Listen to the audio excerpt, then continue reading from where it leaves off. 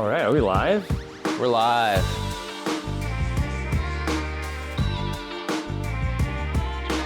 This is the real deal. Feels like it's been a second. I think it's been like 4 weeks probably, right? Yeah? Something like that. Good to see you again, partner. I wasn't sure. Oh yeah, sorry about that. You want to fill in the... Yeah. Broken, fractured elbow and wrist at the moment. So my dominant hand, right hand, is less dominant. Too much. Yeah, I was shooting my shot too much and, took a spill. Happens to the best of us. Yeah. We're mixing it up, though, on episode 7. We are with A little Pinot Noir. Pinot Noir. For those of you that don't know, that's a red wine. You can tell by the color. Mm-hmm. Cheers, brother. Thank you for this. Cheers. Yeah, you bet. We're drinking that in a mason jar.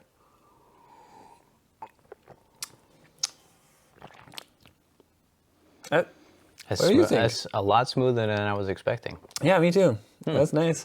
That goes down too easy. Yeah, this is gonna fly right by. I bought a bottle of Daily Red. It's like organic, no sulfates. So I was like, oh, sweet. Disgusting. I've had the Daily Zin the Daily Zin as Infidel from the same company, and it was super good. So I was like, oh, this will be great. And no, not so much. That's too bad. Yeah. Well, you got to give them a shot. You never know which one's going to be good. Sometimes it's the $10 bottles that are the best. Yeah. This one was a perfect $12.65. That's reasonable. Yep. Especially when you do the math on the ABV. I won't pull out the statistics on you, but yeah, it's comparable. Yeah. I think that's how they price that kind of thing. By the ABV? Yeah. By the alcohol. Always be vegetating. That's what we're going to be doing this winter. Dude, so winter in the Pacific Northwest. This is going to be my second winter here, living down in the valley. The valley here is so much different than Blue River or Mackenzie Bridge. How so? It's way foggier down here and rainier and cloudier. And you get a lot more sunshine up there. But these first couple weeks of rain, I was feeling it. Yeah. Absolutely. I was like, fuck. The thing that got me was being out of work for so long. And then, it felt like so long. I was gone for 4 days, 5 days. 5 days. And I get back and we work the whole day and 5 o'clock comes around and it's dark already outside because of daylight savings. And it's that moment where you're like, actually, I don't think I need a job. I can fucking quit this right now. Am I really spending all of my daylight hours working on a computer? Yeah. That's a tough one to wrap your head around. So I know I told Kaylee already that's something I'm going to have to deal with. This is only my third winter here. Yeah. But my other 2 winters I wasn't working. So it's like, oh, you go out, have fun during the day, and then it gets dark a little early. Who cares? But now, I'm working for the man. Yeah. It's a tough life. How are you gonna adjust? Do you have any thoughts, or goals or something? You're gonna start playing shuffleboard or something? Or... That's a great idea. I didn't think of that. Yeah. I asked everybody in the office who, I guess at this point, are Pacific Northwesterners. It's like, how do you guys deal with winter and it being dark by the time you get out of work? How do you cope? And everybody just goes,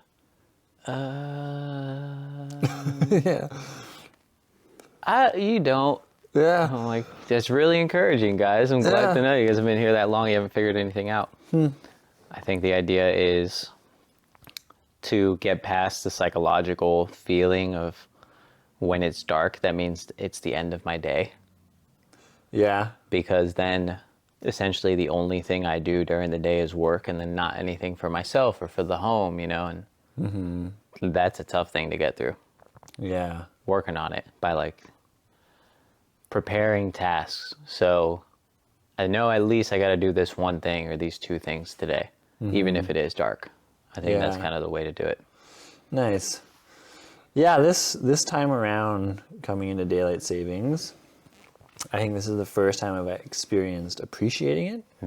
Because there's a couple mornings, before, the week before daylight savings, and you wake up at 7, and it is dark as all get out still. Like, this isn't right. But it's 7, so I just kind of wake up anyways. But yeah, and then daylight savings happened. And then all of a sudden it was 7 and it was light out. And I was like, oh, That's nice. I kind of like that actually. I'm kind of down. So we were in a different time zone this past weekend. So when we get back, we're a little bit behind on this coast. And then I've been waking up this week about like 20 or 30 minutes before my alarm at 6:30. It's pretty nice.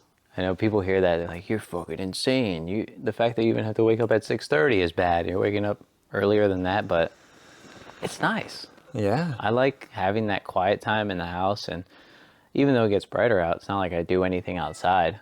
Still kind of that's what I've wanted my whole life, is to have time in the morning before work. Yeah. Because as an electrician, start time's like 7 a.m. You got to be there at 6:30 kind of thing to park your car and then get to the job site. Yeah. So then you have to leave your house at 6. Yeah. Very Yeah. nice.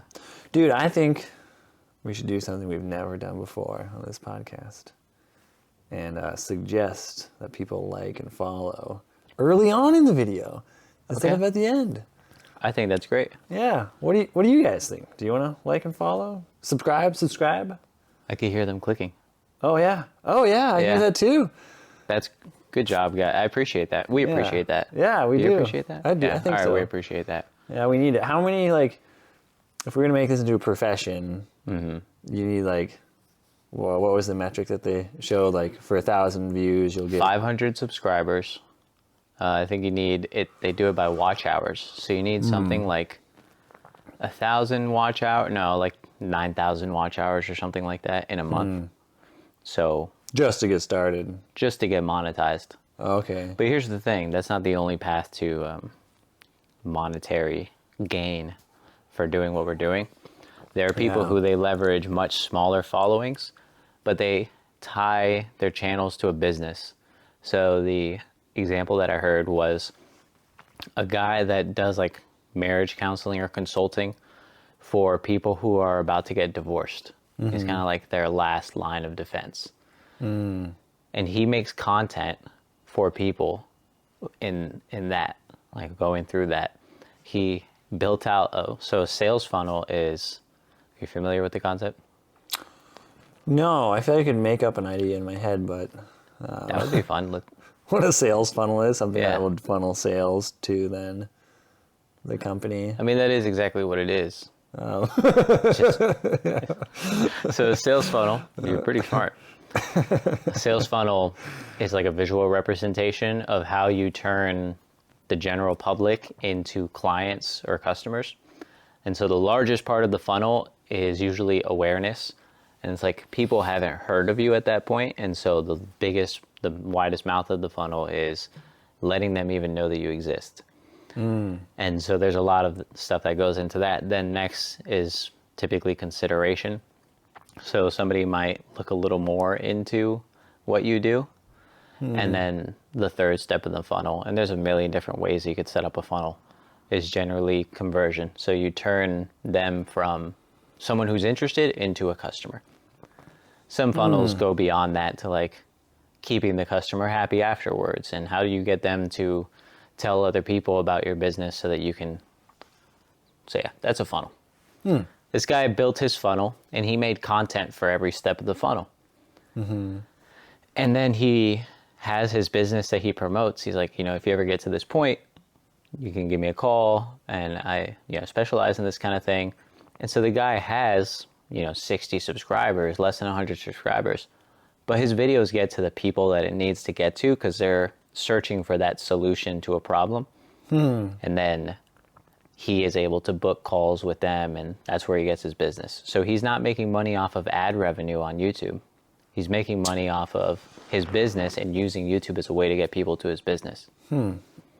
So if we don't have a business though. Not yet. We don't have anything to sell besides potential prospects like cum water or other interesting things. You got the patent for that, right? Oh, I patent that right away. Okay. Yeah, it's too good of an idea to not. Thank God. Yeah. But I feel like we're checking off the marks pretty quick here. Like, we asked people to subscribe, Thank you, guys. prescribe to our content, which that's cool. Yeah. We appreciate it. I think we're at like, gosh, we're like, I don't know, 38 30 followers? some, yeah. 38 followers? 33, 32. Yeah, that's, Every one of you Quite a guys lot. counts. yeah. Should we start listing them by name? No. Nah, I don't know. we'll keep them anonymous. Yeah. Anonymous. George, Clinton, Clinton George. George, yep. Yeah. So kind of speaking of checking off the marks, I've got a surprise for you. Oh, Yeah. And I will cut this in so that everybody else can see it. But I went ahead and made some initial logos for the pod. oh, Put a very little bit nice. of thought into it. I did it on the clock, so it wasn't something that I was able to put too much time into doing. Yeah. And then I'll just kind of save these real quick and show you. So I save them as PNGs with clear backgrounds, so you're just gonna have Nice. to deal with that. But typically it might be on a white background. So put it on the screen now. We could show Avery. So this would be the logo mark. This is what would go like in the little bubble like that. All right, So nice. I put UEOS. I know that it's one word, undereducated, and overstimulated is one word. I know you know that too. Yeah, I do We've now. always known that. Yeah. The idea being, it looks cooler than UO, University of Oregon, you know? Yeah, yeah. This is another potential logo mark, just the full spelled out thing, undereducated, overstimulated. Nice. It's the same thing with some different colors. I kind of like these colors. These colors better? Yeah, yep. So this one's without arrows. This one's with that color arrows. This one is one that I think I'm most excited about. So So far I think that's my favorite. it looks so different here. Of course. Ah, nice. So yeah, this one will be, there's different kind of logos that you make. This is a horizontal, stacked. Mm-hmm. This is vertical. And so that might go like at the top of a website, whereas this would go in the corner of an image or something like that, yeah. Yeah. But this one, you can't see it. There's behind the white U, there's a black like image of a book.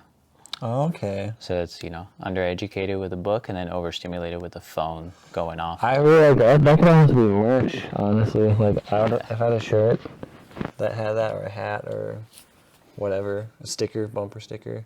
Oh. Not that we gotta like feed into the whole consumption problem in this world. It's a problem when everybody else does it, but we need to make some scratch, dude. That's true. That's Yeah. true. Come on. We'll Help do a starving organic artist. T-shirts, and we'll buy our clothing from holistic sweatshops. Hemp Hemp. clothing. Yeah. Nice. Yep. Locally grown and sourced.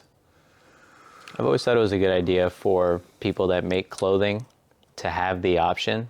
I guess it was more of a social test where you can buy a shirt with a design on it for $20, let's say. Or you could spend $30 and get the organic kind of cotton, or get it so it's printed with inks that aren't bad for the planet, kind of thing. Mm-hmm. And then just tell people, yeah, you could buy the $20 one, or you could buy the $30 one, and it's actually good for the environment, and see how many people actually buy each. I think that's a really good marketing scheme. Just kind of like sucker people into spending more money by just like toying with their conscience. Mm-hmm. It's called greenwashing. Yeah. We can do our own little version. Yeah, not to you guys. This would be to other people. Mm-hmm. Unless you wanted it, then we're just here to serve. Yeah. But I feel like for this episode here, I think once again we haven't written down or planned anything out, which that's good.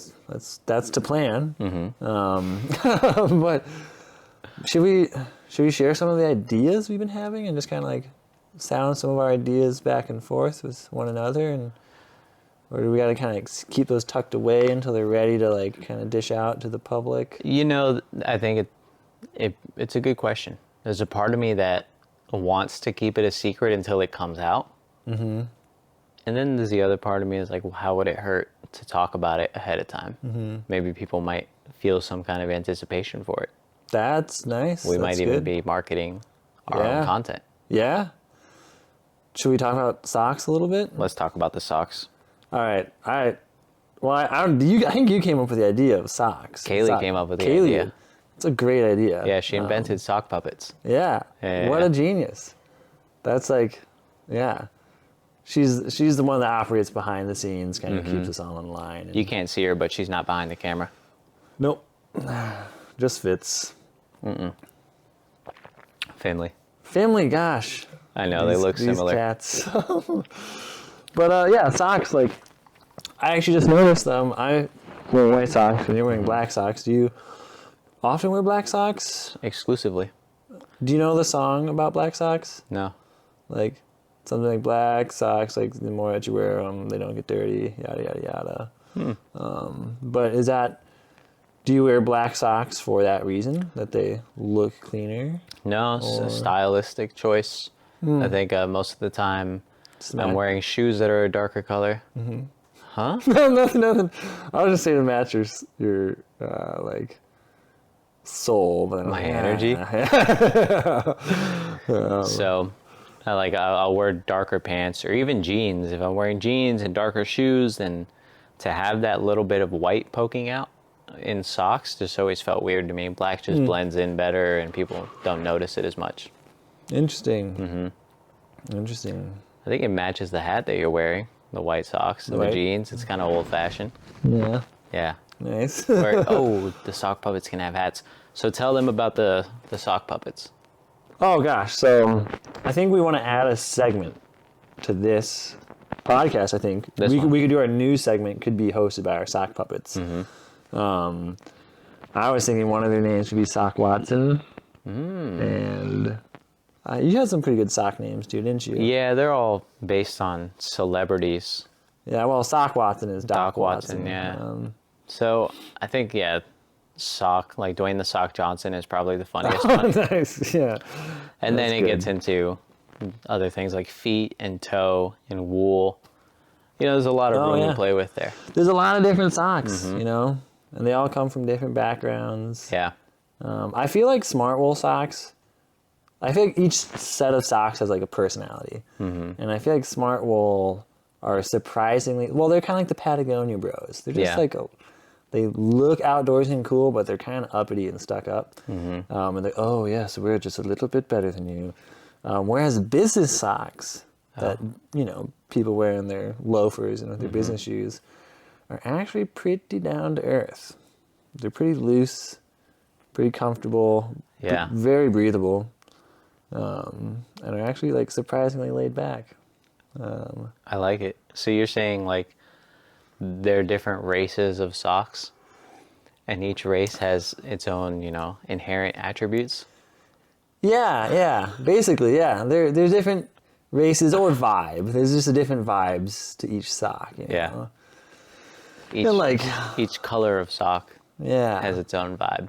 Yeah, and like wool, like big wool, tall, like mid-calf socks that like loggers wear. And I have some that'll go up to the knee. Yeah, I feel like those are a little more gruff and grizzly, and like the cowboys or the. It's like I'm here to do something. I'm not here to keep someone from getting stinky, or I'm not here for show. It's like I'm here to protect you from your fucking boots. Yeah, very practical. Just maybe slightly stoic. Don't talk too much. No. Yeah. Okay, I could see that. But on the inside, they got a heart of gold. Yeah. Nice and soft and fluffy. Like a gentle giant, if you will. What do you think about socks that only go to the ankle socks? Gosh, like to me, an ankle sock is kind of like that quirky, somewhat nerdy kid in grade school.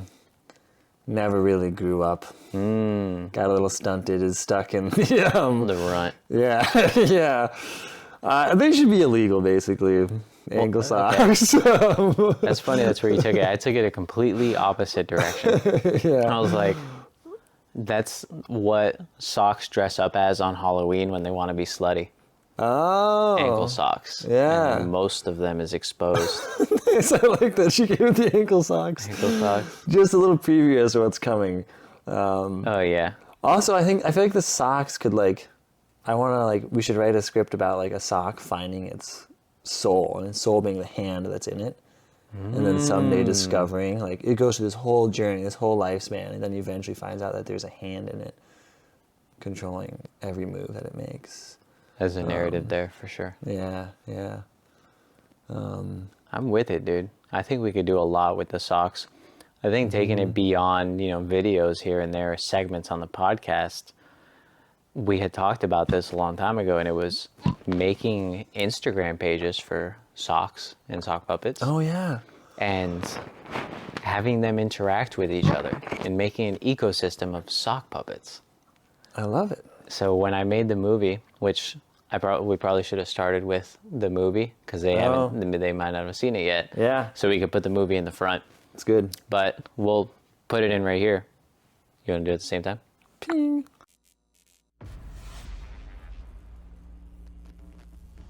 Tony, I'm scared. What if we don't come back? You can't get lost in the wash, Teresa. But what about your brother? My brother left this family. He didn't get lost in the wash. You and I were sock solid. Plus, you're more likely to get chewed up by the dog.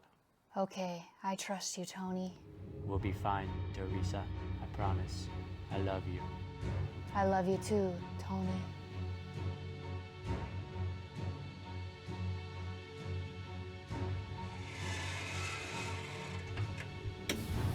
I'm scared, Tony. We'll be all right, Teresa. Tony! Teresa!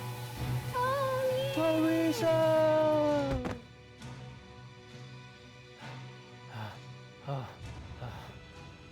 Where am I? This can't be. This is the washland. This is what Teresa had warned me about, and I didn't believe her. What was that?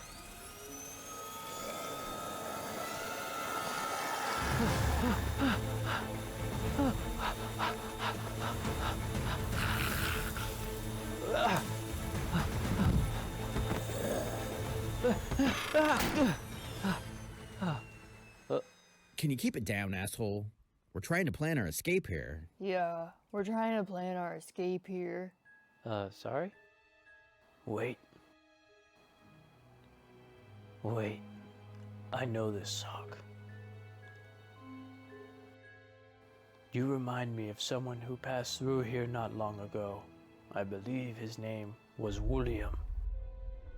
My brother? Whoa. Your brother? Yes, your brother spoke of you. He died trying to escape and return home. His sacrifice laid the path for our escape. All this time, I thought he was a sock-bottom dweller, but really he was the... We must go, now! No!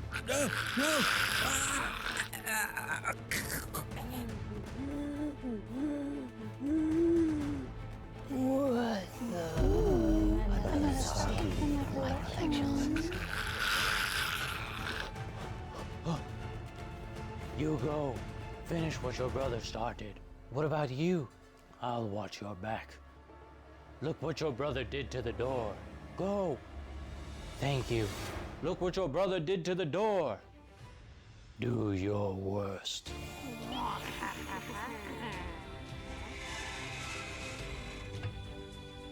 And we're back. We're back. So now that you have the context of why we're talking about sock puppets, I was thinking before that movie premiered, I can have the sock puppets that were in that movie, but instead of the characters they played, Tony, Teresa, whatever, they would be their actor selves. So I forgot, the Sage is Will Smith or Teresa's Helen Hunt. And so they would be doing interviews about what it was like to make the movie as if the socks are actually actors pretending to be characters. And then you have a whole award ceremony. Yeah. You have drama between the socks. Yeah. The thing is, this is really hard for one person or even just two people to pull off. And I think all 35 of you would really appreciate being part of this sock group Yeah. ecosystem. Yeah. There's a joke there.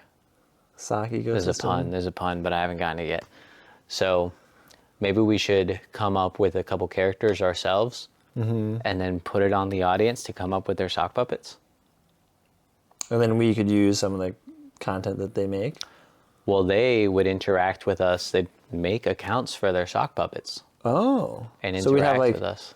you know, like I'm not super familiar with the Insane Clown Posse, but like it's a band and they have all these followers that are also like dressed up as clowns. Yeah. So our sockets could have a little sock following. We're going to call them our sockets. yeah, yeah. The sockets. The sockets. You know, back in like probably 2020, I made a couple of sock shorts. I think I showed it to you and Pete. I forget what I called it though. I had a really good name to it. I felt like. Socky Horror Picture Show? No. It was. We'll have to look it up. Yeah. How hard would it be to find it? It's on your Instagram, right? I made an Instagram for it, but I don't remember what that Instagram is. Because we could always cut it into the video if you send it to me. Into the pod. It's whatever text conversation you and Peter and I are in. That was a long time ago, wasn't it? Yeah, I'll just write a new one, because then it'll pop you guys up. Laz, Peter.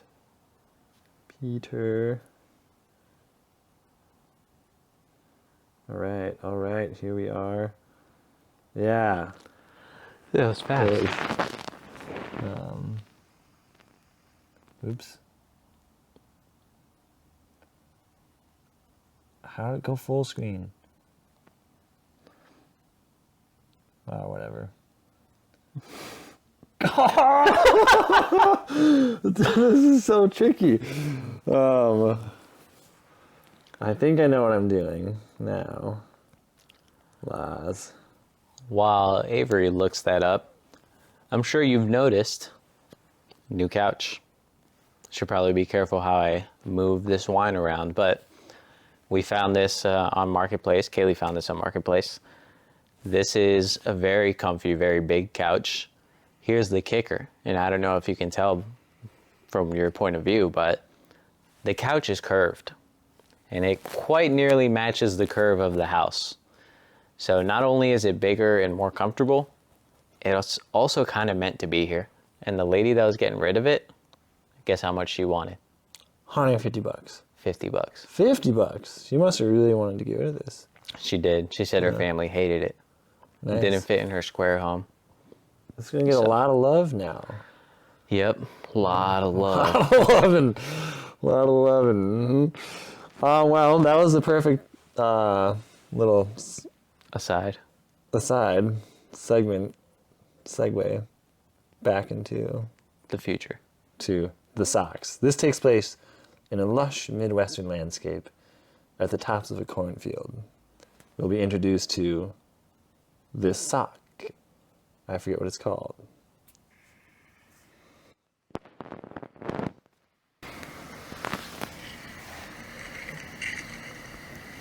Oh, hello there. Welcome to the cornfield. Here we're looking at southeast over Bloomingdale. Beautiful view, huh? What's that accent? I don't even know. It's like almost like Lois from Family Guy and Yeah, it Australian. sounded like Northeastern for sure. And then it did sound Australian too. Yeah. Oh, Soxley. That's Soxley? Maybe. No, I don't know. Yeah. Nobody knows. Yeah, I'm sure it'll come back at some point, but yeah, it was quite the sock name. But That's pretty cool. I also with our sock adventures, do you know, like, there was this PBS show growing up where like there was like the Kratts or something, and there's like a lemur and then these two brothers that went on like these adventures. Sabumafu? Yeah, Zaboomafoo. But imagine it's like two socks instead of two guys. And we go on adventures? Yeah. That would actually be a lot of fun. Yeah, and we talk about things, and we get up to no good. We get stuck in trees, or whatever, Are you gonna start appealing to kids, or is it gonna be adult? It'll be a little more adult focused probably. Maybe PG-13, so some kids can watch if they want to. Yeah, you know, if you got some liberal parents. Yeah. Also, like, we could basically remake, any movie just with socks instead. Like, imagine Sock Yeah. Man, like Batman, but socks. All right, I'm about to do a Hail Mary. Have you seen a movie called Be Kind, Rewind, or something like that? Jack Black. Don't know what's some of the. So the premise of the movie is Jack Black's buddy works at a video rental store back when it was video cassettes, videotapes, with his uncle. And his uncle goes out of town, leaves his nephew in charge, tells him, don't fucking let your buddy in here because your buddy's always causing trouble. Sure enough, Jack Black ends up in the situation where he ends up getting magnetized. And so he walks into the movie shop and walks near all the videotapes and doesn't realize that he's like erasing the movies from the tapes. Because I don't know if you knew, when you put a magnet up to that kind of the tape that's in there, it's somehow fucking alters it and ruins the movie. So this woman rents a video, comes back the next day. She's like, oh, I rented Ghostbusters, and it's actually no good. The tape won't play. And they end up coming to the conclusion that all these tapes are fucked and they need to figure something out before Uncle gets back. So they're like, come back tomorrow. We'll have the tape for you. You know, it'll all be fine. And so they proceed to film their own version of Ghostbusters and rent it out to her. And then somebody else comes in and wants another movie. So they keep doing this over and over. And then people end up liking their bootlegs so much that they get super popular for the bootlegs. Yeah. And it's a pretty fun movie. It's pretty good. Yeah. So that's basically what we'd be doing, but with socks. With socks, yeah. I like it. I love it. That would be a bootleg. Bootfoot. We call them bootfoots. Bootfoots. Bootfoot movies. Hell yeah. Yeah, dude. I mean, I was thinking about like how much we could do with a sock. Mm-hmm. And like in some of our nature documentaries that are sock based, some of these socks could really let out their inner hand and just fucking grab a branch, start a fire, do all this stuff, you know. They'd have to work together. Yeah. Two socks. Oh, yeah. Do you know how to green screen stuff at all? I feel like it's pretty easy. We could set up it wouldn't be a green screen, actually. It'd be all real. It'd be legit. real. Yeah, these socks would be Practical going on effects. these benches. Yeah. You don't want to let them know that we green screen stuff? All right. Oh, it's gotta be a secret just between us. So. Yes. This whole set is real. Yeah. We're definitely not in front of a green screen right now. Nope. This is a curved couch that we're sitting on. It's not special effects. That would be something if this was special effects. That would be pretty wild. Yeah, like, huh. I'm not that good. Interesting choice. Well, bud, how do you feel about the flow of this? You know, I got some feedback. Oh. From From a friend. Actually, you know, I won't name her. I wonder if she would mind. I think she would probably want me to share the feedback with you. Is it the friend that I know? Yeah, and we won't say her name. Although we revealed her gender just now, so. What for? Maybe we should call her. Should we come up with some like code name, like Agent Smarm. Agent Smarm. Agent Schmarm. Okay. Okay. Dish us a little feedback. So this is in reference to, God damn it, of course. Now WhatsApp is like, you better download the update or I'm not going to let you use the app. Oh, of course. Right when I'm about to, okay. So some background on this. Last episode that was released, we had talked a bit about how people want us to stay on topic for a little bit longer. Yeah. And that's a piece of feedback that we get from quite a few people. And so taking that in, we had spoken about why people might want that, what might be some of their motivations. Is that something you and I want to do? Yeah. How would we achieve that? And so we kind of talked about it for a bit. And when we were talking about it, it felt like much longer than what I think it actually was on the podcast. But Yeah. it still was a important topic of conversation that I feel like needed to be had. Oh, that was a perfect 4-ounce pour, lads. Thank you. Look at that. That's nice. Yeah, that's exactly what I was trying to do. Beautiful. You got me. So, the message I got was in response to listening to the new episode. And so, apologies, Agent Smarm, if you didn't want me to read this. I know you probably would wanted Avery to hear it, but we're all a family here, all 35 of us. Yeah. So, the message is, just finished listening to the new episode. I think it's great that you guys want to stick to being genuine. And while I understand potentially wanting to add a timer, I myself would have a hard time doing that due to thinking about staying within the time frame and not having my full attention on the topic itself. But that's just me. Yeah. Fair. I guess we brought that up at one point. I don't think having a timer.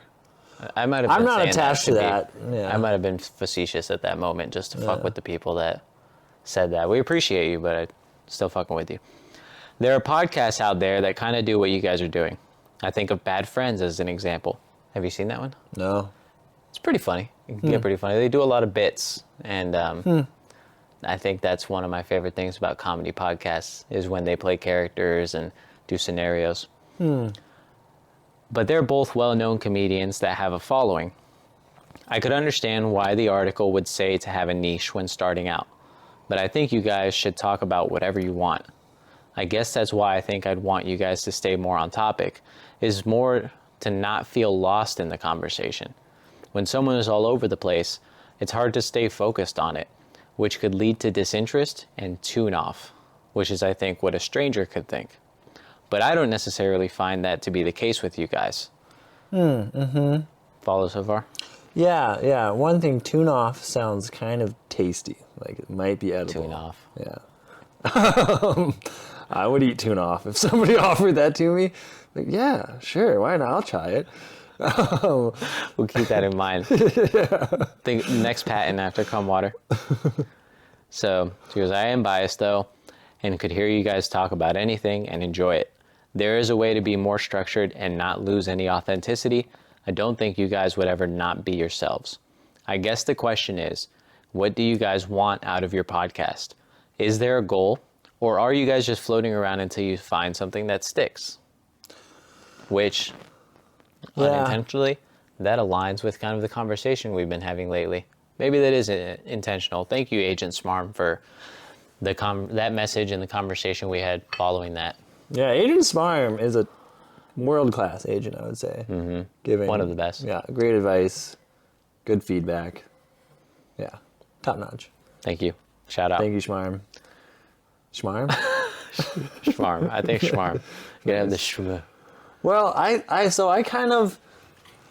like the idea of like, I don't know what to do with my arm. It's like, where do I put it? But here, it shall be here. Okay. But I like the idea of kind of sticking to our guns. I kind of like the idea of being a little lackluster like we are, not preparing, not writing any of our ideas down, just sitting down and just chatting and see where it goes. Like maybe in time that'll run out and we will just run out of stuff or attention span for it. Maybe. But I think in this world that we're living in currently with the amount of like short attention spans and ADHD-ness and like all over the place, it might just actually fit and work well. Because like I, for one, today, I am not working right now because of my arm situation. So like lots of free time. And like I was trying to watch YouTube. I tried to watch some Amazon Prime. I just couldn't really find anything. So I'd watch things for like a little 5 minutes here, a couple minutes there, and just change. I was just kind of all over the place, which is like kind of what we're doing. So maybe if I just listened to one of our episodes, that would have been fine. Like, oh yeah, oh we're over here. Oh, okay, now like, it's kind of nice. It's kind of like scrolling, yeah, but listening. yeah, Yeah. dude. While I was scrolling the other day, I saw this example of what ADHD and non-ADHD is. And it was just two people walking by alongside each other, and you could hear their thoughts. And the ADHD person was like, oh, I wonder what they're thinking about. Oh, I wonder what they're doing. Oh, this is, you know, on and on and on. And the non-ADHD person was just like, do-do-do, bum, bum, bum, skoo-do, just like, you know, singing a little tune in their head, walking along.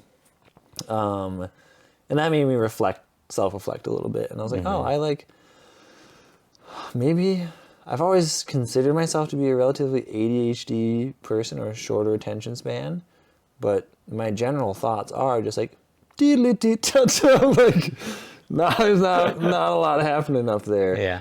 So I was like, gosh, maybe I have a better attention span than I thought. And maybe not better is not necessarily the right word. I don't know. Well, so this is a topic I don't know too much about, but I've heard people talk about people with ADHD. And let's say someone in a classroom, they're having a hard time focusing, can't sit still, you know, won't pay attention. And people go, kid's got ADHD, put them on medication. That same kid, you put them on a video game, and the kid will be absorbed in the video game for hours and won't pull away. And so then the question is it a problem with attention? Is that really where the focus is? Or is it more a problem of like interest or stimulation? And I know, you know, video games is something that I've played my whole life, and it is so much input all at once. And that is something that I will totally get absorbed into.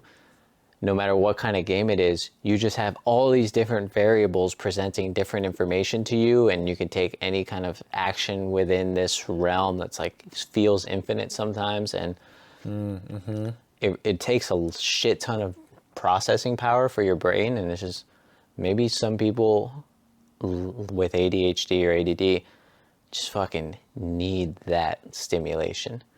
And the idea is like, that's a problem, we should fucking shut them down so that they can chill.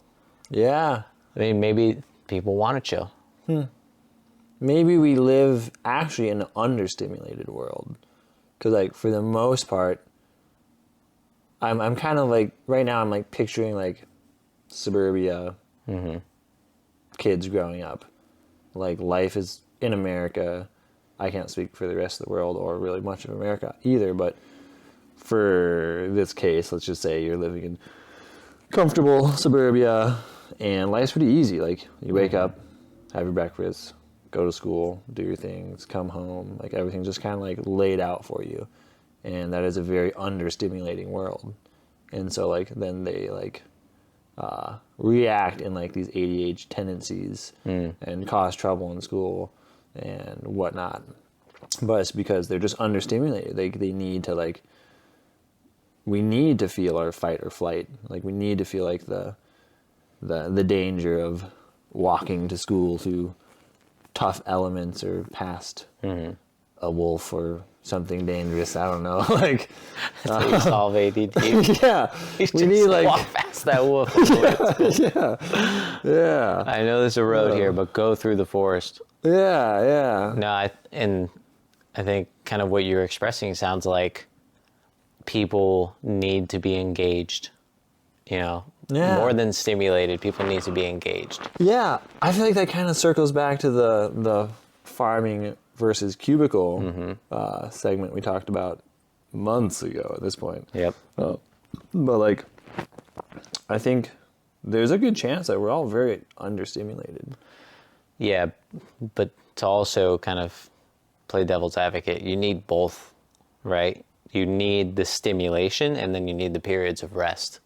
Because anybody who's overstimulated all the time definitely feels like they need a break or they want to pull away from it or whatever. And then if you have no stimulation whatsoever, of course, that's boring as shit. So Yeah. it's the balance. And I guess in reality, it's just everybody's balance is different.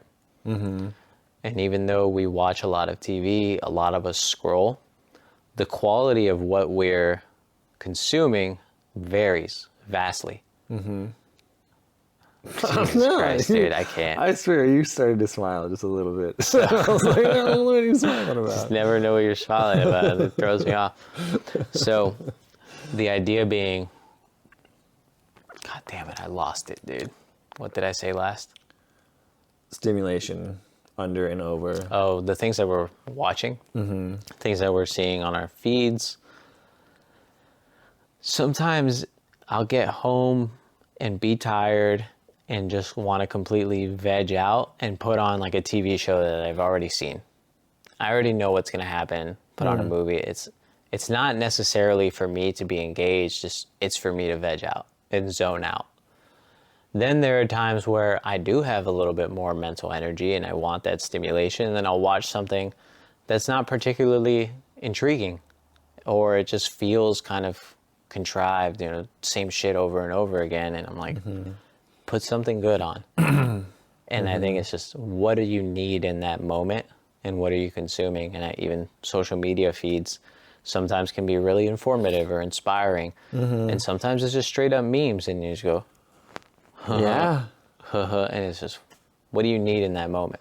Dude, my feed is currently all like bikini and model pics. That's dangerous, dude. Yeah. Don't and fall down is that what I rabbit hole. need right now? Is that what you're suggest? I might be. I think that's one of the worst parts about social media. Yeah. It's because like I've been on social media a lot this past month because I'm not working. And like it's been really interesting to like watch, like, because each day it changes a little bit and it feeds you different stuff, and like basically each day it'll like start sending me posts about some celebrity, and I don't even necessarily know the celebrities because I don't know much about celebrities, but the other day it sent me like all these posts about Sabrina Carpenter. I don't know who that is. I looked up, she's like a singer or something. Yeah, I vaguely know who she is. A girl at my office went to her concert last night. Oh, nice. So I don't really know much about her. I just kept being like, fucking say hi to Sabrina for me. Yeah, sounds like Bob the Builder's cousin or something. Fucking, I don't know. And then today was, oh gosh, like Pete Davidson or something. Some dude actor. I was like, okay, like, thanks. But last week my feed was like super informative and like really interesting and like a lot of holistic stuff, like health stuff, and then some like good fitness stuff and some adventure stuff. I was like, oh, this is cool. Like, this is totally interesting. And now this week it's just all ass and titties, which is interesting, but I don't know. I was like, wow, interesting. So it pays attention to what you engage with, right? Here's a... Yeah, is it like reading my face and like sees my eyes light up when it's like, or I think like, it is. Yeah. And this is... I haven't verified this, and maybe it's worth it too, but they have access to your cameras. Those apps, like so Instagram, let's say. You consent to it using your camera. And I think it might be in the privacy policy that, like, part of the thing is they track eye movements whenever it's possible, and they see how engaged you really are with something. So so the algorithm's always trying to show you something new, just to see whether or not you like it, because it's not going to rely on you constantly, like always liking the same shit and never getting tired of it. You know, it knows that part of the appeal of social media is novelty. So it'll continually show you something fresh and new.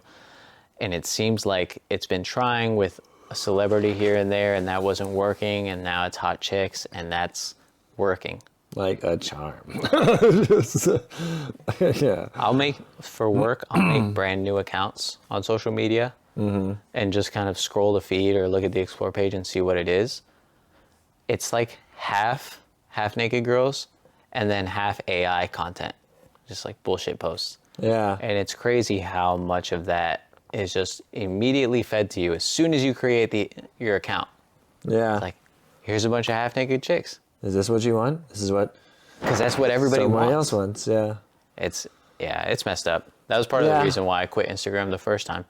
Yeah. Because then it taints your view of like women. Totally. Then you start, I mean, not to sound like a fucking feminist or something, but you start to objectify women in a way where it's like, now all of these girls are just like, oh my God, so fucking hot. But not only that, it fucks with your interpersonal relationship with women too, because then you start to see them like the girls on the phone. Yeah, yeah. Yeah. Dude, yeah, the social media world is wildly interesting, and I think fairly obviously still a total experiment. Like, even the companies that own this, like, if they say they know what they're doing, I think that's a lie. They're just fucking making Well, they know what they're money. doing. They're making money. Yeah. But yeah, what a tricky thing. It seems like it would be so easy to write it all off as like not good, but I do think there is a lot of good that comes from it. Like a lot of like ability for the masses to just share their thoughts, opinions, feelings. Yeah. Absolutely.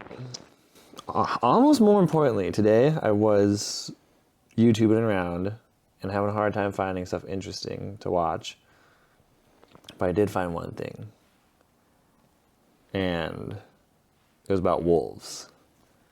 And there's a super pack of wolves in Siberia somewhere that are 400 strong and led by a single alpha wolf. What? How do they sustain themselves? I don't know, but I think that's so cool. It's a little scary. But like, a typical wolf pack is like 6 or 7 wolves, like not that big. But they've like established that, like we'll just get together and create this small town of wolves. Dude, have you seen Game of Thrones? Yeah. Those are the White Walkers in the north. The wolves. They're amassing their army. Yeah. Well, that kind of like led me then down this whole rabbit hole of thought, like, because like right now, maybe humans are just being all sorts of like oblivious to like what's actually happening in the world. And we're like, oh yes, we're humans, we're the smartest, we're the shepherds, yada yada yada. Like we have our conflict and our war, and that's like all that matters. But there's wolves are teaming up, and there's now 400 wolves, and they like go through towns and like not kill all the people because they can go inside, but like get all the livestock and just like destroy the place. And like Really? they'll take out like whole entire herds of caribou, and they're like, that's like crazy. That's insane, yeah. Yeah. Yeah, because... And they're not hunting them? I think the people do hunt them, but like from what I know of Siberia or Eastern Russia, it's pretty remote. I guess, yeah, Russia's got their hands full right now. Because I feel like that's something you would call, the army into. Yeah. And then just... Because, yeah, even like open season and hunting wouldn't take care of that. That'd put the hunters in more danger. Yeah. And then, yeah, if they have the capability of going from town to town and just basically decimating their livestock, yeah. they're basically killing people. Yeah, and apparently they do kill some people. This is all just like a video I saw on YouTube and did not fact check or do any checking on it. I believe 100% though. We don't fact check. No, believe everything, even if it contradicts the other stuff that we believe. Especially. That's how you know we're open-minded. Yeah. Have you ever seen that label, like fact checked or something? No. I think it was during COVID. It was like a Snopes thing or whatever, but we should do not fact checked. Yeah. And then anytime we say something, we'll just slap it in post. Not fact checked. And then we'll have to pay an Indian guy to edit the videos because that'll be a lot of editing. Yeah. I feel like I should learn how to edit a little bit, or at least sit down with you next time you edit or something. Yeah, it could be fun. I think, so there's an app on the phone. It's Chinese spyware, but it is an excellent editing app. Nice. So I have it installed on the work phone, but not on my personal phone. Yeah. It's called CapCut. It's like the most popular phone video editing app. It's very robust, fully featured, and you can do a lot of the shit on there that you can do on a full featured like editing software on a computer. So, I could teach you some stuff on that, and then whenever you had a whim of, I'm just going to record a video today and kind of do this, you just do it on CapCut. Nice. Heck yeah, I'm down. Yeah, that's good for short videos. I came out with one for work today. I mean, I came out with it a while ago, but it got posted. And I got to make some fun props out of cardboard. I made like a big space helmet. Yeah. Yeah, it was fun. That was a good one. I did watch that. I was like, oh, nice. Heck yeah. Yeah. Yeah. I get paid to do that kind of thing. Hell yeah. Well, man, so yeah. We're here podcasting still. Episode 7. Talking. I feel a little lost. Yeah. I was worried that we would have a hard time getting back in the groove of things. Basically been a month. I feel okay with it though. You know, there is that part of me that gets self-conscious. Like, I know that the people who listen to this, that I am aware of who listen to this, because we get a fair number of views. There's basically 2 people that I know who listen to this. I guess 3. 3 people I know that listen to this consistently is you, Agent Schmarm, and Kaylee. And I'm very grateful to you guys for consistently listening. Do you know anybody that consistently listens that you want to shout out? Yeah, well, I think the roomie The roomie. consistently listens, and then Agent Big G we'll go with. Agent Big G. Yeah, lives up on Buck Hill. ABG. Yeah, he's a consistent listener. Nice. Thank you guys. Yeah. But this may, it may be a little bit of a choppy episode, a little rough, but it feels authentic, which I think there's a lot of beauty to that, because I mean, for me, that's ultimately what I want. And it would be so cool to, like, I don't actually watch Mr. Beast, but for reference, like, if you watched a Mr. Beast video and he's just being normal, and it's like, yeah, kind of a tough week, I'm a little worn out, but here, sticking to it, doing what I need to do, This just feels so human, so much more like, oh yeah, like, look at that. Yeah. It's a Friday night, it's rolling in the winter, those guys are a little tired and confused, more tired and confused than usual, and that's all right. So, yeah, I think I agree with that sentiment. And on the other side of that same coin, there is the part of me that if I can do a good job with something, I want to do a good job with it. And so while I don't want to lose our authenticity, like, I agree with Agent Schmarm. I don't think we can lose our authenticity. I don't think you or I are either the kind of guys that would trade authenticity for success. You feel like that's a fair assessment of yourself? Well, it depends how much success is paying. Because, yeah, I would. I would say, yeah, I'm there. I'm 90% of the way there. But we've had conversations, and you're like, I don't really like idolize money like that. No, I mean, I don't think about it like that. I don't idolize it. But like, if Agent Hollywood came along and was like, hey, here's a big fat contract to make your content like this, I would probably be like, all right, like. Yeah. Okay. Yes. Here's the thing. In my mind, there's always, how do I explain this? So directors, sometimes, especially the artsy directors, they'll say, like, you do one for them and one for you.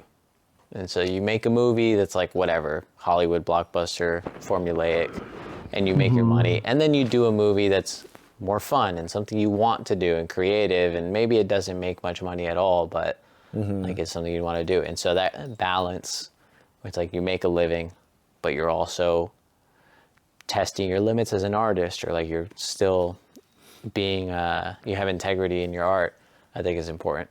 So in my mind, it's like, even if Agent Hollywood comes out and says, here's your $1 trillion. Okay, sure. But then on the side, I get to do whatever I want, right? And even if they go, no, well, while you're with us, you got to do what you want. Yeah. Okay, fine. Next 5 years, we're doing whatever the fuck you want. But then we're free to do whatever we want after that. And so the idea being, like, I even struggle with the idea of getting our YouTube channel monetized. I don't know. Do you want ads between our episodes?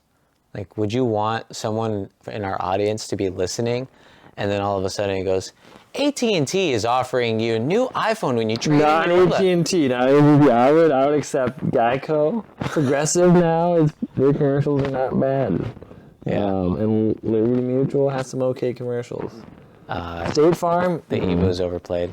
Yeah, Liberty Mutual is like that's like a shoe-in, like just like a last one of the insurance commercial groups. But State Farm's commercials are atrocious. They're like all super sports based and too hypey, and just like, it's like, guys, it's you're selling insurance, like. Which one's the chill. one that's Trouble or Mayhem? The guy that he's always getting into Oh yeah, crashes and shit. That's what is the Mayhem one? Is that Progressive? No. No, Progressive's no. Flow. You're in good hands is like Allstate. Allstate is you're in good hands. Yeah. But that's like with all the sports guys. State Farm. Mayhem. No, Allstate. Allstate is Mayhem, and then State Farm Yeah. is the red. Yeah. Yeah, State Farm. I don't know, but we're getting off topic. So the point being, like, I struggle with the idea of even putting ads on our shit. Or you listen to a podcast that's really exploded in popularity, and thanks to Agent Schmarm's husband, I still got to send him some money for this, by the way, but I'm on a YouTube premium plan with them. So I don't have ads for YouTube. But I know there are people that do have ads. So let's say we put out an hour-long podcast, hour and a half, and there's probably like 6 ads in there, 7 ads. Yeah. And then a lot of podcasts will get so popular, people will approach them directly to do ads, and then they'll have an ad read in the middle of the podcast, or maybe, twice in the podcast, where they'll stop the podcast and be like, what's the fucking gambling one for sports betting? It's like DraftKings. Yeah, DraftKings. All that sports book. You make money no matter what kind of thing. I'm like, how many fucking ads are we going to put into the thing? Like, isn't there another way to make money? And there's a ton of people who use Patreon and whatever. Let's say the minimum is I think the minimum technically is $3, but some people, let's just say we do $5 minimum. How many subscribers would you need to not accept ads? I guess would be my question. Or I would per video that comes out. Well, no, because Patreon is a monthly thing. So, and not everybody stays, but not everybody pays the minimum either. So some people will do $50 a month if people really enjoy the shit that we do. Or the other thing is there's incentives. So paying a higher tier might mean they get a call in to the show once a month or something. And there's different things we could do that would basically be a more direct line of, instead of us selling out your attention for money, you have the option of paying us directly and keeping the content pure, I guess is kind of my idea. Oh, okay, yeah. I would sell my soul to the ads. It would be kind of fun, actually. This is the yin yang. This is the balance. Yeah. I want to make our own ads. What if Patreon? What if they graduated into Patreon? Because I feel like you got to have a fan base for people to want to support you enough to have that. If this was our goal was to make this our living, we would need a pretty strong fan base. Patreon base. I'm sure, right now I could probably get 3 or 4 based off of our subscribers. Yeah, I think that's $5 far. for sure. Yeah. Yeah. But also we, how you're just saying if Agent Hollywood did approach us and wanted us to do a certain amount of their stuff, then we could still do a little bit of our stuff. If the ads came in and whatever company wanted us to do a little read-in, like Sasquatch bar soap, that popular soap these days. Yeah. We could add our own twist to it, I'm sure. Yeah. And have a little fun with it. I'm not completely opposed to the idea, but there is the part of me that if I could do it without having to sell out for advertisers, I would like to, because I just think they stuff ads wherever they can, dude. Yeah. No, I don't love ads. Actually, it's kind of a catch-22 for me, or a bit of a predicament, because I like the idea of creating ads and selling things. I don't like watching ads. Dude, that's what I do for a living. Yeah. And I hate watching ads. Yeah. It is a fun thing to make ads and see if they work, but they don't. I mean, they work on everybody. They work on me too, but I try and avoid them as actively as I can. Yeah. When we were on the flight back, some planes will have the TV and they have in-flight entertainment. Yeah. Yeah. Yeah. Totally. So we're scrolling through the movies and they had advertisements in between the little cards for the movies. Like imagine in Netflix when you're scrolling and it's like movie, hey, ad, movie. I'm like, where the fuck are they not putting ads? Yeah. Like when is toilet paper going to be printed with ads? That was a great idea. Patent it before somebody else does it.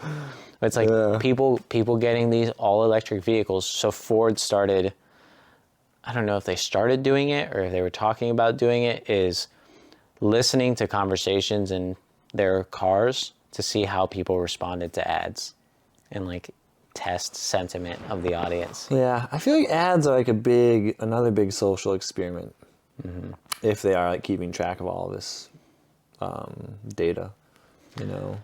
I mean, it might be a thing where like if people in the future can go through the historical record and see what kind of effects it had, then it would be an experiment. But I don't think anybody's actively like doing it for an experiment.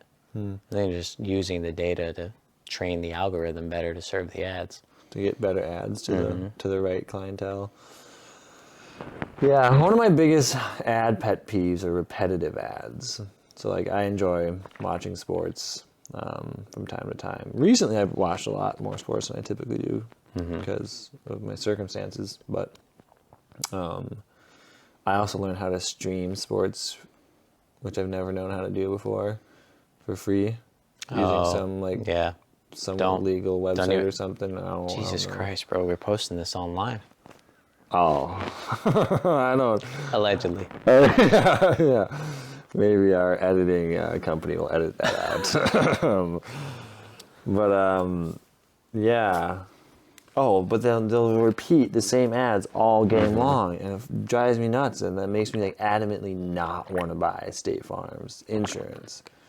Because like you guys, you just made me watch the same terrible ad like 20 times. Like not cool. I had the same experience with AT&T ads a while ago. Oof, yeah. Yeah, I mean, the video that I put out on Instagram earlier today, that was an ad.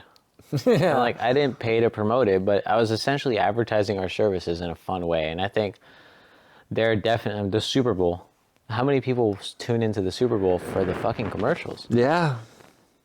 Okay, I get it for sure. I think also, and this is something that was my boss expressed to me when I joined the company. I was like, yeah, you know, we're advertisers though. Like, we're manipulating these people in a way.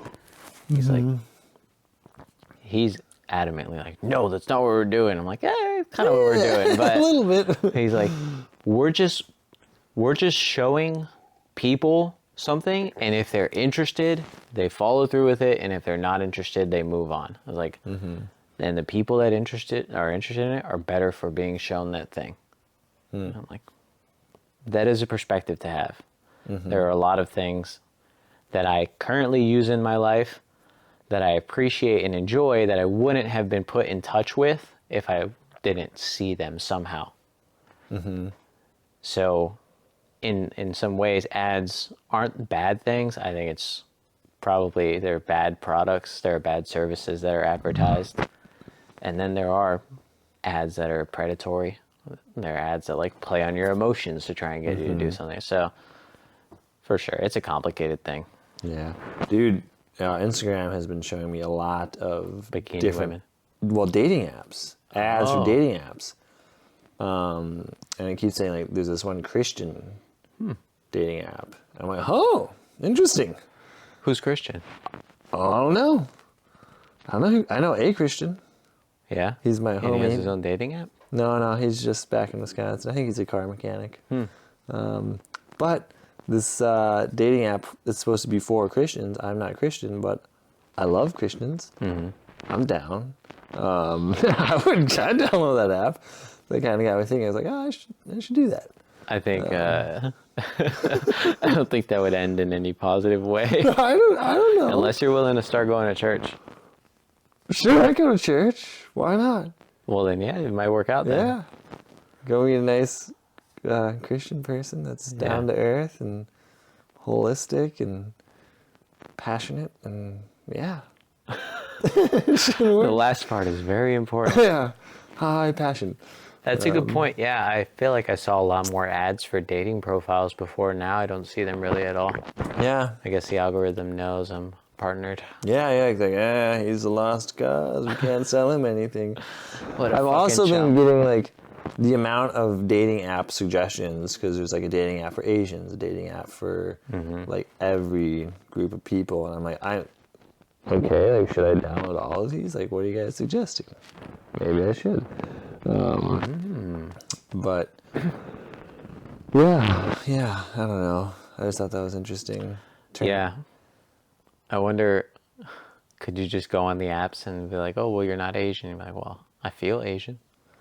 I feel, well, I would probably have to describe a little bit, like, you know, I realize that I'm not Asian, but I know a lot of good Asian people. I have a lot of to- respect for the culture. Would like to meet. Just to, Yeah, it might be a slippery slope. Might be a little careful. Wait, what's slippery, a slippery slope. Oh, that slipped right past my. Yeah, Head. it happens. You have to Yeah. get used to it. The Asians are sharp. They got Yeah. jokes. The Yeah. Christians, Dude. as much. Yeah, well, I went to a Christian community camp when I was a kid, and then as a teenager, I went as a counselor and stuff, and it was a ton of fun. I went to a Baptist school from like pre-K to 4th grade or something, and we did a few of those sleepaway camps. It was fun. Super chill. Just a bunch of sports outdoors and stuff and games. Yeah, Yeah. just hanging out. I remember staying up so late the next morning for church. Like we were all standing and singing or something, and I was like so tired, I was falling asleep. And then next thing I know, my aunt is like tugging on my sleeve, and I would open my eyes, and I was the only one left standing. I was still asleep. Oh, damn. That was bad. Damn, yep. Yep. I just felt it. Dude, when's the last time you had short hair? How short? No, just like short, ear short, or like, you know, a couple inches long. Probably like 5, 6, 7 years, something like that. Yeah. Did you have long hair when you were a kid? No, it wasn't allowed. Oh, okay. My dad didn't want me to have long hair. Yeah. Was it always buzz cut or just short? It was like maybe an inch or two long. Yeah. Never really much longer than that. I guess in high school, I started to grow my hair out. Middle school was like a little medium length hair, but yeah, high school I got it long a couple times. But I was actually talking to Kaylee about it for a little bit, that I want to cut my hair so I could just kind of, I forget what it's called, but just... Oh, do like a bob, like a little French bob? Nah, not yet. That would not be yet. cute as hell. I want like a swept back kind of look. Okay. And then the salon next door to us yesterday had their grand opening. They're like open house kind of thing. And so I was talking to one of the girls that works there, and I was like, yeah, I kind of want that kind of haircut. And I said, I'd kind of always wanted frosted tips, like little highlights at the end, just to see if it would look good on me. Yeah. But I just knew that if I showed up at a family party with that, I'd be called gay so much. I showed up with a tattoo, and my dad was like, you just did that to spite me, didn't you? Yeah. Yeah, I got the fucking no, tattoo. yeah, it turns for out you, Dad. Yeah. And Wasn't my, for you. my grandma like, oh no. Yeah, so. Yeah. But now, you know, I'm living in Oregon, left wing Oregon, so I'm like, I could do whatever I want now. Family's on the other side of the country. Oh, yeah. Yeah. Free as a bee. I FaceTime them and they'll be like, what are you doing? I'll be like, oh, it's just, I changed here. And then they're like, oh, that fucking state got you. And then Right. you just blame it on the state. Yeah, it's Oregon, man. Yeah. Yep. Yep. I think we're probably about there.